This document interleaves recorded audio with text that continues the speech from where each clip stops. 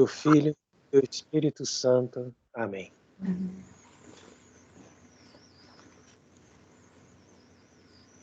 Queridos irmãos, queridas irmãs, começamos agora esta sexta parte desta série de comentários que nós fizemos no decorrer dessa Semana da Paixão. É a semana que antecede a Semana Santa. Então, inclusive, ontem eu me confundi, falei que nós estávamos terminando a quarta parte, mas já estávamos, de fato, terminando a quinta. Né? E hoje, então, fazemos esse sexto comentário, todos eles voltados para o Evangelho de São João e, portanto, aproveitando os textos da própria liturgia, sendo hoje o capítulo 17, a oração sacerdotal. Essas passagens do Evangelho de São João são extremamente importantes porque, através delas, nós podemos nos aprofundar no conhecimento do coração de Cristo, coração do pensamento, do coração enquanto aquilo que ele tinha de medos, né? Isso é o coração da pessoa. Aquilo que ele tinha de medos, de receios, de combates, de provas, de humilhações. Então, tudo aquilo se transparece na medida em que nós vamos passando por esses textos recolhidos por São João. E não é à toa que esses textos, né, como uma pedra preciosa, né, várias pedras preciosas incrustadas na coroa do Cristo Rei, são recolhidos por esse Evangelho, porque foi justamente esse discípulo que teve acesso à intimidade de Cristo, ou seja, que se reclinou no seu peito, que escutou os batimentos do seu coração. Isso significa que Nosso Senhor tinha um carinho especial por esse discípulo, como a gente tem com uma criança, um jovem, um amigo, né, que é como se fosse um filho. Né? Então você tem aquela liberdade, né, que inclina a sua cabeça. Né? Isso era uma liberdade que São João tinha para com Jesus. Né? Evidentemente, algo que é também de uma conotação mística, né? Porque ele representava as almas místicas, as almas que entram nessa profundidade do conhecimento do Senhor. E à medida que nós vamos acompanhando esse Evangelho, né, nós vamos poder fazer aí um coroamento de toda essa reflexão que nós fizemos no decorrer dessa semana, que teve por finalidade fazer com que as pessoas possam identificar essa dimensão que faz parte da religião católica, que nós chamamos a dimensão combativa, né? O aspecto militante da Igreja. Então, dentro dessas reflexões, nós tivemos a intenção de fazer com que você se aprofunde no conhecimento e no amor de Deus, né? Porque para você entrar no combate espiritual, você tem que estar cheio do amor de Deus. E é isso que São Paulo chama do capacete da salvação. Ao mesmo tempo, você tem que discernir as obras do inimigo. Tem que saber como que o inimigo briga, de que lado que ele vai te atacar. E é aqui que você tem que ter aquilo que São Paulo chama do escudo da fé. Então também isso aqui é extremamente importante. E por último, você também tem que ter coragem, tem que ter argumentos, tem que ter força, né? Força de oração e também força de inteligência A inteligência não significa simplesmente algo que você pensa, mas algo que você conhece, que você aprendeu, que você ruminou ali na sua meditação, e através daquilo você vai atacar também as obras do mal. Né? Por isso que nós temos que ter a espada, né? Essa espada, o gládio, né? Que vai denunciar o erro e a mentira. É assim que o soldado luta, né? Com a armadura, com o capacete, mas também com o escudo e a espada do ataque. Então veja que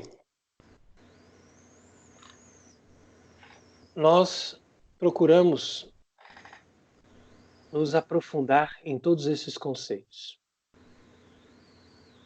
E através desses textos do Evangelho, nós também vamos aprendendo até que ponto houve também uma paixão moral. Ou seja, que Cristo não sofreu somente na carne, mas sofreu também na sua alma. Sofreu no seu espírito. Sofreu moralmente. E esse sofrimento moral, com certeza, perdurou durante toda a sua vida, mas de uma forma especial, na medida em que ele foi ameaçado, né, que ele começou a ser ridicularizado, humilhado, agredido, né, e mesmo, né, traído no último momento da sua caminhada, né, em direção ao Calvário. Esses sofrimentos morais de Cristo estão numa sintonia direta com os sofrimentos da igreja. E se a igreja não pode sofrer no corpo, ela pode sofrer na alma. Né? Os sofrimentos da igreja no corpo são os sofrimentos dos mártires, são os sofrimentos físicos dos mártires, né? Que aceitam aquelas torturas para enfrentar a morte por amor a Deus. Então ali você vai vendo todos esses mártires, né, que morreram na época do Império Romano, nós vemos ali os mártires que morreram na época da dominação persa, nós vemos a época que os mártires, muitos mártires padeceram sob os bárbaros, Genserico e todos os outros, né?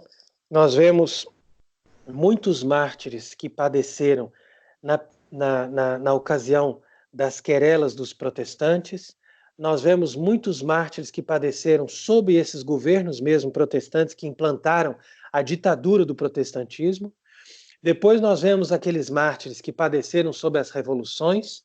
E, por fim, nós vemos ali os mártires do nosso tempo que padeceram sob os regimes totalitários, regimes comunistas, nazistas, etc. Até o século XX, os inimigos da igreja mataram os seguidores de Cristo. Né? Depois, num determinado momento, os inimigos da igreja dominaram a própria igreja de Cristo e passaram a matar moralmente os verdadeiros seguidores de Cristo, na medida em que, ocupando a igreja, eles ocuparam grandes postos da hierarquia e fizeram padecer aqueles que tinham a verdadeira fé. Por isso que diz o Evangelho, né? Chegará o tempo em que sereis expulsos das igrejas, sereis considerados como o opróbrio das nações, né? E tirarão a vida de muitos de vós, pensando que estão, com isso, dando glória a Deus. Sem dúvida que a morte moral que nós enfrentamos nessa última e derradeira época de perseguição à igreja, ela é muito mais sutil, mas também muito mais violenta do que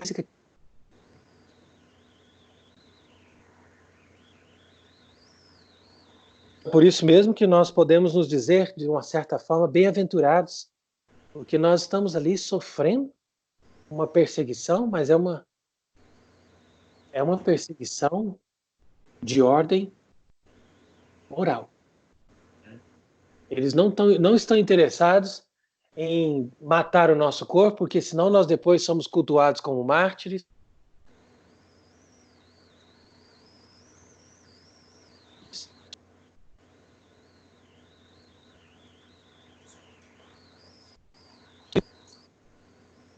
eles querem mesmo, né, com toda essa perseguição, é destruir a igreja por dentro. Aí depois nós vamos explicar melhor isso, como nós já temos explicado no decorrer dessa semana. Veja como é interessante aqui a oração que Cristo fez no Horto das Oliveiras ao Pai. Jesus elevou os olhos aos céus e disse: Pai, venha a hora, glorifica o teu Filho, para que o teu Filho te glorifique. Cristo fala da sua morte como glória, fala da sua morte como ocasião de glorificação e não de destruição. Em muitos momentos, nosso Senhor exultou somente de pensar que ele ia morrer, né? Mas ia morrer daquela maneira, né, para dar glória a Deus, para mostrar o seu amor ao Pai, a sua fidelidade ao Pai, e ao mesmo tempo para mostrar que ele estava disposto a pagar o preço pelos nossos pecados. Então, essa morte de Cristo é uma morte gloriosa, e por isso que nós exaltamos a cruz, nós glorificamos a cruz, apesar de que nós também sofremos, né? Trazemos no nosso coração esse sentimento de dor pelos padecimentos que ele sofreu. Então, lá no Horto das Oliveiras, nosso Senhor viveu um momento de contradição, né? Porque existia nele a vontade humana que queria preservar a natureza e queria se eximir de todas aquelas torturas violentas, né? Porque ele realmente padeceu na carne. Mas, ao mesmo tempo, existia nele um desejo de realizar a vontade de Deus. E os evangelhos sinóticos, né, os outros evangelhos, eles falam muito mais daquela angústia, daquele momento de tristeza. Enquanto que São João mostra o momento em que ele já tinha superado aquela tristeza e já estava naquele momento de exultação, cheio do Espírito Santo, que lhe dava força, né, para enfrentar a morte. Quer dizer que ele já tinha tomado aquele cálice que o anjo veio oferecer para ele em forma de consolação. E nesse cálice, Jesus experimentou de novo a delícia do amor do Pai, que ele experimentou desde a eternidade. E ao mesmo tempo, ele saboreou de uma certa forma antecipada o amor de muitos seres humanos como nós, que estaríamos ali, né, junto dele, agradecendo a ele e amando a ele por aquilo que ele fez. Então, essa força impeliu Cristo a se levantar e a fazer uma oração ao Pai numa grande exultação, dizendo: glorifica o teu Filho. É a hora que tem que chegar esse momento que eu tenho que estar glorificado junto de ti. Então, assim como destes a ele o poder sobre toda a carne, para que tudo que deste a ele tenha vida eterna. Então, essa passagem do Evangelho, João 17, ela é fundamental para nós cristãos. Porque nós estamos contaminados hoje em dia com um vírus muito pior do que o coronavírus. Nós estamos contaminados com o vírus do naturalismo. E o vírus do naturalismo faz as pessoas terem medo da morte. O vírus do naturalismo faz as pessoas terem pavor da morte natural. Mas tira das pessoas, por sua vez, todo o medo do pecado. Todo o medo do inferno. Então a pessoa tem medo de morrer, né? Não quer sair de casa porque eu não posso pegar esse vírus, porque esse vírus vai me matar. Mas você não se deu conta que você não vai fugir da morte. De alguma forma você vai morrer. É claro que a gente não pode cair no extremo de querer, não, então agora eu vou me suicidar. Não, você não pode tirar a sua vida, mas você também não pode fugir da morte. A hora que Deus quiser, você vai morrer. E nessa hora, a única coisa que vai te salvar é se você estiver com aquele que tem o poder de dar a vida eterna. Então, o vírus do naturalismo, ele invadiu a nossa geração de uma tal maneira que as pessoas nem sequer consideram a vida eterna. E nem estão se dando conta que o importante não é você escapar da morte, porque dela você não vai escapar de nenhuma forma. Né? Até tem uma história interessante que foi escrita no século XIX, né? Que conta um sujeito que foi para as cruzadas, a história de que ele foi para as cruzadas e os companheiros dele morreram. E quando ele conseguiu voltar para a Europa, voltou para sua casa e tal, então ele tinha encontros quase que diários com a morte, né? E a morte vinha, né, vestida com aquelas roupas horríveis, aquele foice na mão e tal, e vinha conversar com ele. E nessas conversas, né, um livro, uma meditação interessante, nessas conversas, a morte falava, né, para ele, ó, você conseguiu escapar de mim lá, mas agora, de alguma forma, eu vou conseguir te levar, né? Seja pela peste, seja por alguém que vai te assassinar, alguma coisa vai acontecer e você vai morrer. Então o homem tentou conversar com a morte, mas ele percebeu que não tinha conversa com a morte. A morte, ela estava inflexível no desejo de matá-lo. Então ele percebeu que era melhor ele conversar com Deus e se reconciliar com Deus e buscar a confissão. E ele foi no confessionário se confessar, e quando ele chegou no confessionário, ele foi falando os pecados. Quando ele percebeu, não estava um padre ali, estava a própria morte, falando, não, mas eu vou te levar de qualquer jeito. Então, nem no confessionário, a morte deixava ele em paz. Imagine isso. E, por fim, ele acabou encontrando um padre, acabou encontrando uma ocasião de se confessar, e ele percebeu que se ele está em estado de graça, em comunhão com Cristo, ele já passou da morte para a vida. Então é muito interessante a reflexão que se faz através de todo esse cenário um pouco fúnebre, né? Mas vejam aí como é bonito a gente encarar a realidade. A realidade é que nós vamos morrer. Então é absurdo, completo, a hierarquia da igreja com esse naturalismo maligno, né? Deixar as pessoas ficarem sem a Santa Missa e sem os sacramentos em plena Semana Santa, né? Que os padres tivessem o mínimo de consciência e celebrassem os mistérios de porta aberta, dizendo, vejam, nós estamos aqui celebrando. Quem não tiver medo da morte, venham para os sacramentos e depois morramos com Cristo. Essa é a lógica da igreja. Né? Essa é a lógica da igreja. Né? Você vai ali, vai para os sacramentos, né? Se depois nós vamos morrer desse vírus, mas vamos morrer uma morte até gloriosa, porque você vai dizer, bom, pelo menos eu primeiro fiz questão de me confessar e participei de todos os mistérios da morte do Senhor. Então, imagina que milhões de cristãos morressem nessa Páscoa. Que morte gloriosa seria essa? Né? E eles estariam até poupados dos tormentos, porque esse vírus não causa nenhuma tortura, não causa nenhum tormento.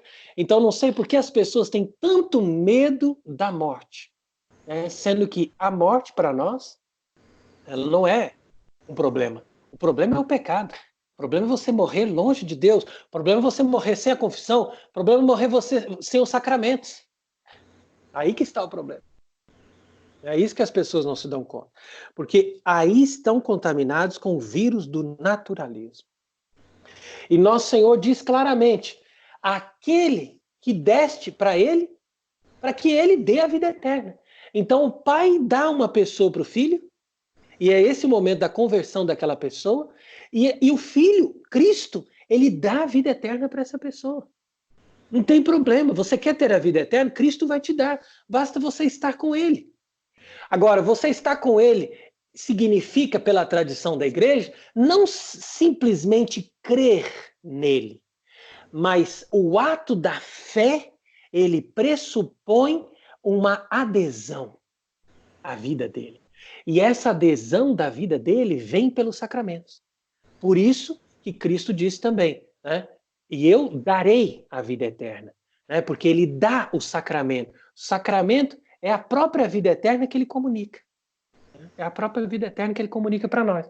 Então, a tática do diabo de jogar as pessoas no protestantismo é fazer o seguinte, não tem problema você acreditar em Jesus, acredite nele, mas fique fora da igreja católica para você perder os sacramentos. E aí, com isso, muito mais facilmente, eu vou te levar para o abismo. Né? Eu vou conseguir te atrair para a morte. Como de fato atraiu. A maioria dos países que aderiram ao protestantismo na época, no século XVI, hoje em dia são ateus. Então é interessante como você vê que o protestantismo ele não tem um segmento, porque ele fica só na palavra e a palavra se desgasta.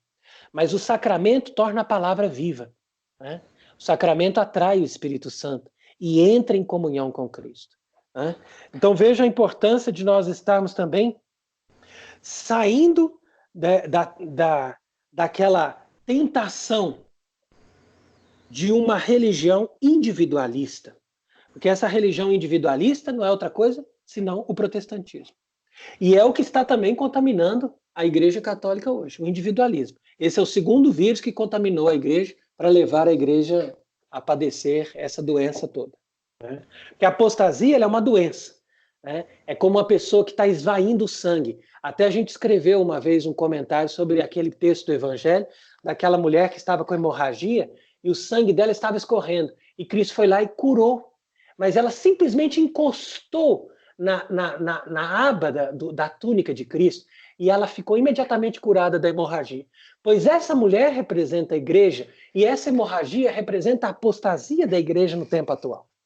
Né? E o que a igreja vai ter que fazer para se curar? A igreja vai ter que restabelecer essa ligação, né? Nem que seja um pedacinho da túnica, mas ela tem que restabelecer a ligação com a relíquia de Cristo, com a verdadeira morte de Cristo, com a verdadeira paixão de Cristo, que é a Santa Missa, que é Cristo concreto ali. A igreja tem que tocar de novo a missa e se deixar preencher pela missa para que ela possa, de uma outra forma, novamente, se deixar preencher pela verdadeira fé. Então não tem dúvida que a salvação, a cura da igreja vem pela verdadeira missa. Agora, voltando ao que nós estávamos falando, né? Cristo foi acusado pelos seus inimigos. A igreja também foi acusada pelos seus inimigos. Cristo foi constrangido, foi injustamente condenado. Cristo foi violentamente despojado das suas vestes. A igreja também foi violentamente profanada. A igreja foi violentamente condenada pela geração revolucionária que se levantou nesses últimos séculos. A igreja está sendo violentamente destruída, mas de uma forma sutil. Não mais daquela forma violenta que os protestantes usaram para profanar as igrejas, para derrubar os altares e para destruir completamente todas aquelas coisas que faziam parte do culto divino. Né? Isso já foi o tempo. Agora não é mais tempo de violência, é um tempo de uma sutileza maligna. Por isso que o demônio hoje em dia ele não usa mais a tática da guerra, porque a guerra promovida também pelos discípulos de Satanás para destruir a civilização cristã, ela já foi superada. Agora hoje em dia eles usam a tática do vírus, a tática do medo, a tática da imprensa mentirosa, e as pessoas vão caindo e vão se destruindo através dessas mesmas táticas. E a igreja também, de uma certa forma, ela vai se definhando com essas armas muito mais sutis. Né? É por isso que eu proponho aqui o comentário do Salmo 73, que vai mostrando essa dimensão da destruição da igreja. Né? Quando diz ali, ó Deus, por que nos rejeitastes para sempre? E por que mostras esse furor contra as ovelhas da tua pastagem? Né? Lembrai-vos da tua congregação, quer dizer, do teu povo, né? Que possuístes desde o início. Isso é muito importante a gente entender. A igreja, Deus possuía a igreja desde o início. Só que uma era a igreja desde Adão até Noé. Outra era a igreja de Noé até Abraão. Outra era a igreja de Abraão até Moisés. Outra era a igreja de Moisés até Cristo. E outra é a igreja de Cristo até hoje. Mas é a mesma e única igreja. Né? Se engana totalmente aquela pessoa que diz que os judeus são a continuação do povo de Israel. De forma alguma. De forma alguma. Os judeus de hoje não são a continuação do povo de Israel. Eles são a continuação daqueles cismáticos que romperam com a igreja verdadeira de Israel, que acolheu o Salvador, e esses cismáticos se revoltaram, produziram mais e mais confusões e revoltas, e no ano 70 eles foram dizimados. Isso é história. Como é que a pessoa não consegue saber a história? Né? Eu me admiro que tem muitos cristãos que não sabem que no ano 70 o templo de Jerusalém foi destruído. Né? Então a gente precisa entender a história. Aquele templo foi totalmente destruído. E isso foi um sinal da maldição que estava sobre ele. Foi um sinal de que aquela religião de Moisés até Cristo tinha acabado. Foi um sinal de que Deus tinha feito uma nova aliança através do seu filho. E quem não entrou nessa nova aliança pereceu no dilúvio universal. Pereceu porque ficou sem a seiva da graça. Como o nosso Senhor diz, eu sou a videira, vós sois os ramos. Quem não permanece em mim não tem vida. Será queimado, será jogado no fogo. Então é por isso que eu digo que hoje em dia existe essa tendência, né, desse imanentismo, né, como eu estava falando ontem. O imanentismo é um outro vírus que também tomou conta da religião. O imanentismo, ele é um desenvolvimento do humanismo. Ele é um humanismo mais disfarçado, mas muito mais perigoso. Porque enquanto o humanismo simplesmente valoriza o homem, mas não descarta Deus, o imanentismo ele já coloca Deus como simplesmente um produto do homem. E se Deus é um produto do homem, obviamente que a igreja é uma criação dos homens. E que nós não temos que ficar condenando as outras religiões, nem excomungando as pessoas. Por quê? Porque tudo é produto do homem, todas as religiões são boas, o que importa é a sua tradição religiosa, é você estar bem, é você emitir energias e luzes positivas para os outros, entendeu? Porque tudo termina no homem. Então é esse imanentismo, uma outra doença. E é por isso que eu estava explicando, né, que Cristo, ele estabeleceu uma nova aliança. E nós estamos dentro de uma verdadeira e única religião, que é a Igreja de Cristo, ou seja, daqueles que estão com ele, daqueles que bebem da seiva dele, daqueles que comem o pão da vida eterna com ele, daqueles que participam e que estão fazendo parte dessa congregação, como diz aqui Salmo 73, que Deus possuiu desde o início. E aonde ele vai dizer também, ó, lembrai-vos, redemiste, vós nos remistes, essa herança tua, esse monte Sião, no qual habitastes. Então, o Monte Sião verdadeiramente estava ali. Até Cristo, o Monte Sião era o lugar onde habitava Deus. O Templo de Jerusalém era a sede do poder de Deus. Mas agora, o Monte Sião está no céu. Nós esperamos a Jerusalém celeste. E ele tem um reflexo da sua glória na terra através da Igreja Católica. Mas a Igreja Católica não pode ser outra senão aquela que foi fundada sobre a rocha de Pedro e estabelecida sobre a doutrina dos apóstolos. Esse que é o problema. Então, hoje em dia, tempos de apostasia, nós podemos, então, fazer ainda mais uma diferença entre a falsa igreja que tomou conta da estrutura e a Igreja Católica que está eclipsada, que está amordaçada, que está amarrada, que está ali como se fosse no subsolo, como Cristo ficou naquela noite, que ele foi preso no Horto das Oliveiras, ali amarrado, preso, condenado.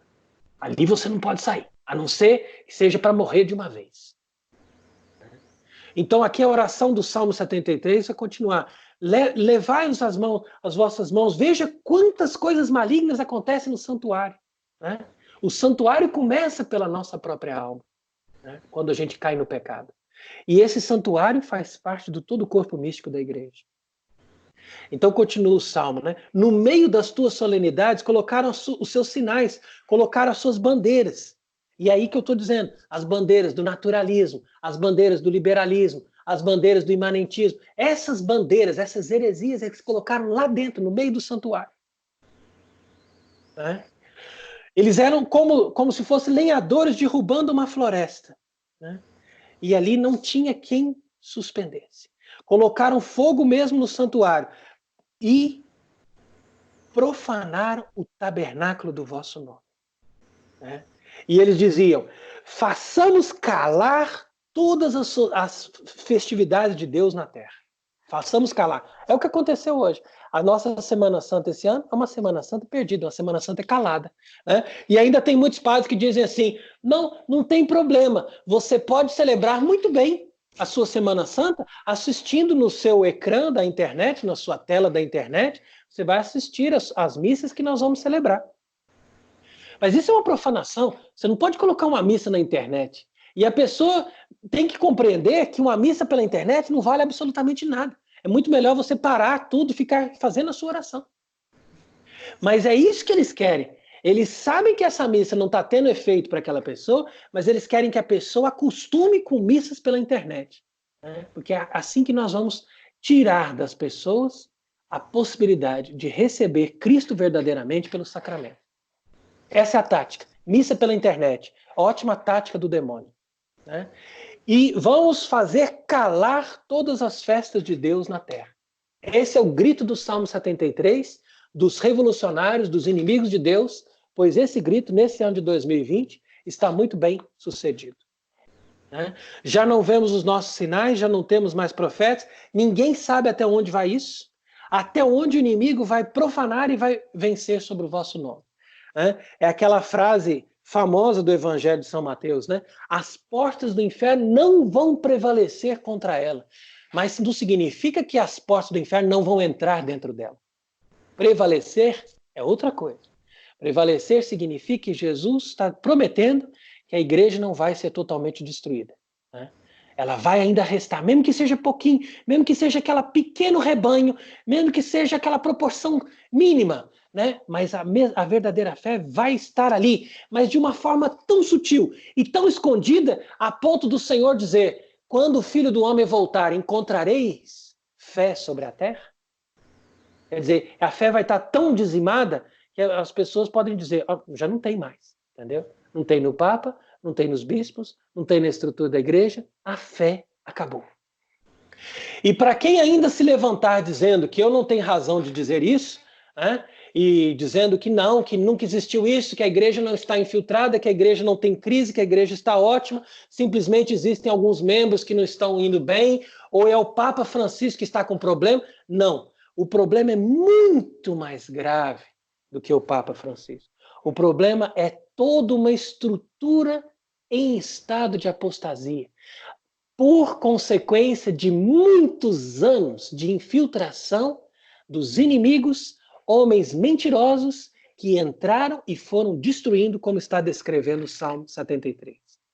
E para provar isso, eu posso ler aqui o texto do exorcismo do Papa Leão XIII, né, e ele vai dizendo, nesse texto do exorcismo, escrito pelo próprio Papa no século XIX, né, o antigo inimigo, homicida desde o princípio, levantou ferozmente a cabeça.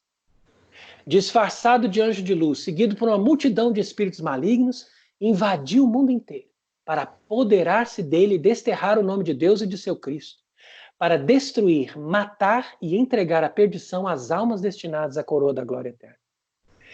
Homens de espírito pervertido e coração corrupto. Né?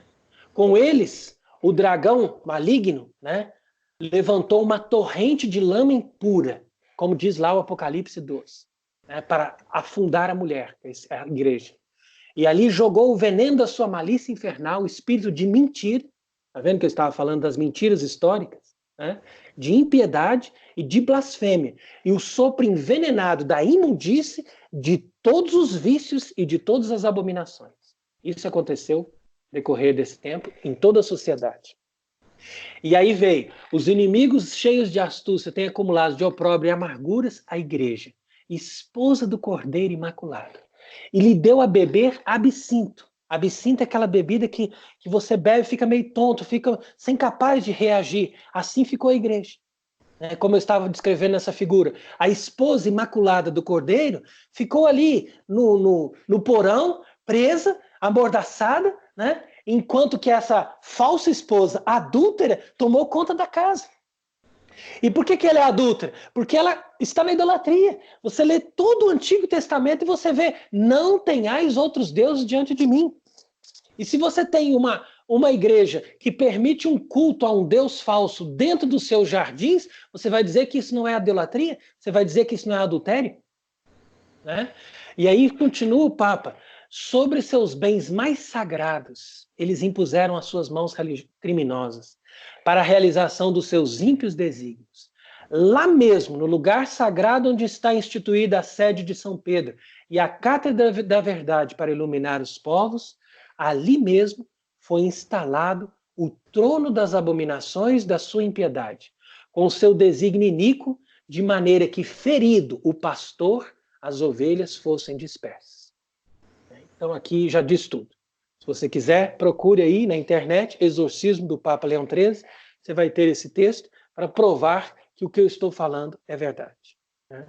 Então, a associação da paixão de Nosso Senhor com a paixão da igreja é inquestionável.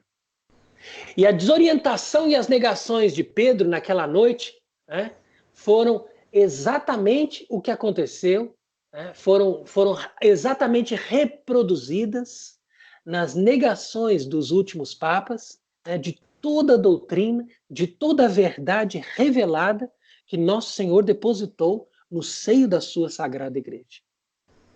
Então a gente não pode brincar diante disso, não podemos celebrar uma Semana Santa de qualquer maneira, mas temos que compreender que a situação é muito séria, a situação é única. Nós estamos no fim dos tempos, nós estamos no combate final.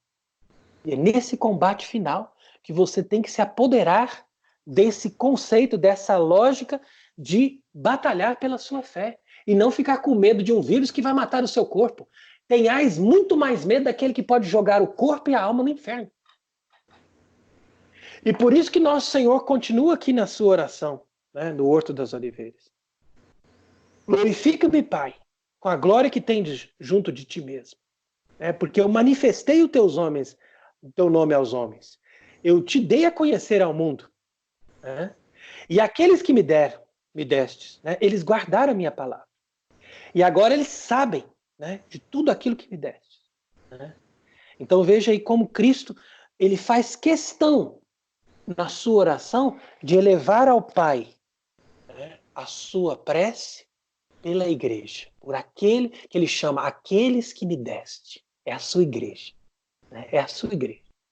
Ele até continua dizendo, ó, eu não rogo pelo mundo, mas para aqueles que me deste, porque eles são teus, e tudo que é teu é meu. E eu já não estou no mundo, mas eles estão no mundo, mas eu venho a ti. Então, o movimento de Cristo é ultrapassar as barreiras da morte. Eu venho a ti. Quer dizer, agora eu vou arrebentar com a morte. Agora eu vou ultrapassar as barreiras da morte. Eu estou vindo para ti. Se prepare aí para me receber no céu, porque eu vou chegar aí. Eu vou arrebentar os grilhões da morte. E aqueles que me deste, que vão ficar nesse mundo, eu rogo por eles, para que eles não fiquem seduzidos pelo mundo.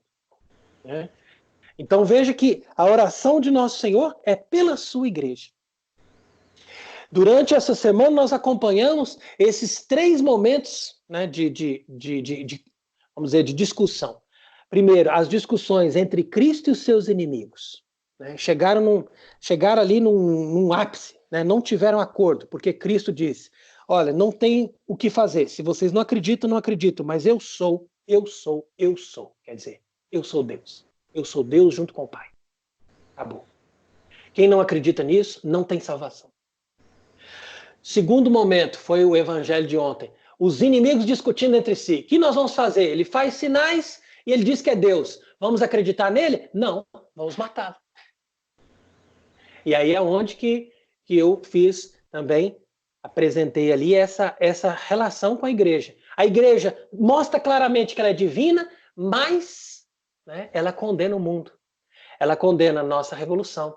Ela condena, né, as outras religiões. Então o que vamos fazer? Vamos acreditar na igreja? Vamos passar a ser católico? Não, vamos destruir a igreja. Vamos matar a igreja. A conclusão, Concílio Vaticano II. Né? Terceiro momento, hoje o Cristo diante do Pai. Já não é mais Cristo diante dos seus inimigos, nem os inimigos entre si. Mas a discussão é Cristo com o Pai. ele diz: Pai, estou aqui, ó, agora é a hora. Glorifica o teu filho. Agora eu venho para ti. E aqueles que eu fico aqui no mundo, né, que ficam nesse mundo, eu peço que preserve desse maligno, preserve do mundo, para que eles também participem dessa vida eterna que eu dou para eles. Essa foi a oração que nosso Senhor fez na sua angústia do Horto das Oliveiras, quando ele viu todas as decadências da humanidade e quando ele teve consciência de tudo que ia acontecer, mas ele pediu, então preserva pelo menos aqueles que me deste. Então, por isso que é bonito a gente perceber a carta aos Hebreus, capítulo 5, quando se diz ali que nosso Senhor dirigiu, no dias da sua vida terrestre, preces e súplicas com lágrimas, aquele que podia salvá-lo da morte. Mas naquele momento ele parou de pedir, Pai, livra-me dessa hora, ou Pai, preserva-me desse cálice. Ele falou, não, agora glorifica o teu nome. E ele, nesse momento, só pediu para que ele nos preservasse do maligno, nos preservasse desse veneno do mundo, mesmo que nós ainda tivéssemos que viver no mundo. Então, diante disso, vamos concluindo, né, que nós estamos num cenário de desolação, nesse ano de 2020, nesse contexto de apostasia da igreja e, ao mesmo tempo, de domínio mundial dos inimigos de Deus. Nós não podemos ficar surdos, mudos, cegos e apáticos. Somos discípulos de Cristo, enfrentemos o combate, enfrentemos as consequências da proclamação da nossa fé, mesmo até as últimas consequências. Não tenhamos medo de nenhum vírus e de nada que possa nos tirar essa nossa vida natural. Mas tenhamos medo, sim, de trair a Deus como Judas e de sermos indiferentes a Deus, como foram os seus outros discípulos, ou mesmo negando a Deus, como foi com Pedro. Né? E a partir do momento que tomamos consciência de toda a gravidade desse nosso tempo, sejamos corajosos para permanecer junto da cruz da igreja, como Nossa Senhora e São João estiveram juntos da cruz de Cristo. Aquela verdadeira igreja que nós reconhecemos pelos sinais, pelas obras e também pela doutrina santa, que foi proclamada em consonância perfeita com todas as palavras do Senhor, do Evangelho, e não com uma maligna impugnação da verdade, com uma maligna maneira sutil de esconder certas doutrinas, enquanto proclama outras, dizendo que o Evangelho agora foi decepado e nós temos que simplesmente valorizar uma parte da Bíblia, enquanto que outra parte nós simplesmente escondemos e mantemos ali sob sigilo, para não termos o perigo de nos tornarmos inimigos uns dos outros. Sendo que essa inimizade foi colocada no princípio do mundo, quando Deus proclamou essa inimizade entre a serpente e a mulher, que se chama Igreja Católica. Sejamos, portanto, firmes, que Deus nos dê força e que nem a morte nos separe da verdadeira vitória que Cristo nosso Senhor teve na sua cruz, que nos conduz à vida eterna, e esta mesma vitória Deus vai dar com certeza para nós, que somos a sua igreja. Amém.